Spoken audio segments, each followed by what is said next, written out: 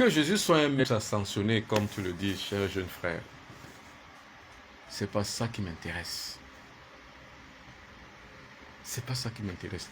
L'intérêt que je porte est que le noir que je suis, qui est-il? Comment Jésus doit être ma référence alors que les gens de mon âge savent que dans sa génération, dans sa généalogie, il y a des êtres humains qui ont été plus grands que ça. C'est ça qui m'intéresse. Je recommence ça, c'est très très important. Jésus n'est-il pas un être ascensionné malgré tout? C'est la question qui est posée. C'est pas ça qui intéresse le négro africain parce que ça ne m'apporte rien.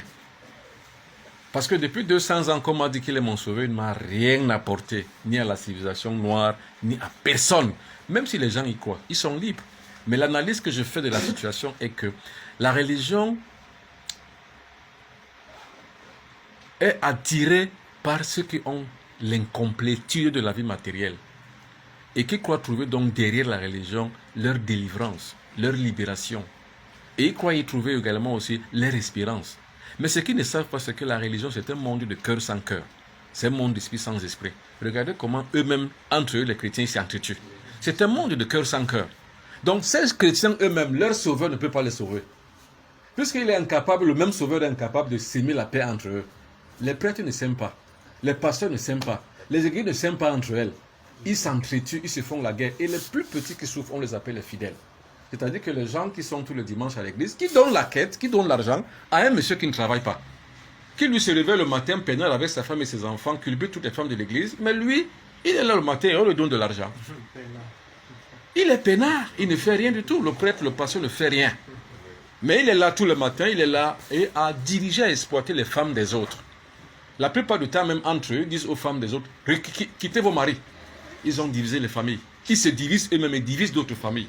Donc on va dire qu'ils n'ont pas de vrai sauveur. Donc, pour moi, le maître ascensionné, normalement, c'est quelqu'un qui doit pouvoir mettre l'ordre de bataille dans sa propre maison. Donc, si Jésus n'a pas mis l'ordre de bataille dans sa propre maison chrétienne, c'est qu'il n'est pas un sauveur.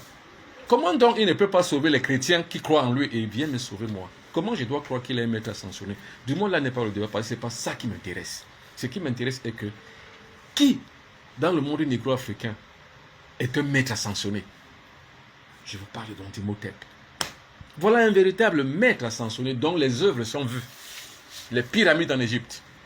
La civilisation mondiale, humaine, internationale et planétaire, c'est l'Égypte. La civilisation la plus ancienne, c'est l'Égypte. Mais c'était sous qui? Imhotep. Ça veut dire que nous devons notre sauvetage à Imhotep plutôt qu'à Jésus. Jésus a apporté quoi de concret? À part la croyance. Et le pauvre même, je ne suis même pas sûr que c'est lui qui a imposé cette croyance. Mais c'est Constantin Ier qui, au IVe siècle, l'a amené.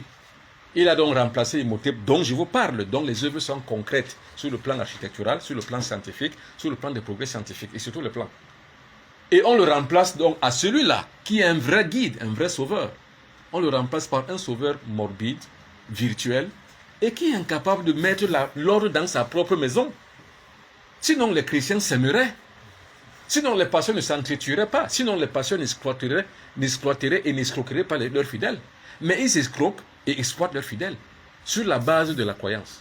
C'est pour ça qu'on dit que la croyance rend l'être humain bête. Donc ceux qui croient en Jésus, croient en Dieu, sont bêtes. C'est ça qu'on appelle la folie du grand nombre. C'est-à-dire que si vous avez un frère qui est religieux, qui croit en Jésus, qui croit en Dieu, qui va à l'église, c'est un démon, c'est un malade mental. Si vous en avez comme ça 10, 20, 30, imaginez en Afrique, nous avons 300 millions de chrétiens. Donc nous avons 300 millions de personnes qui sont malades mentales. C'est la folie du grand nombre, la religion.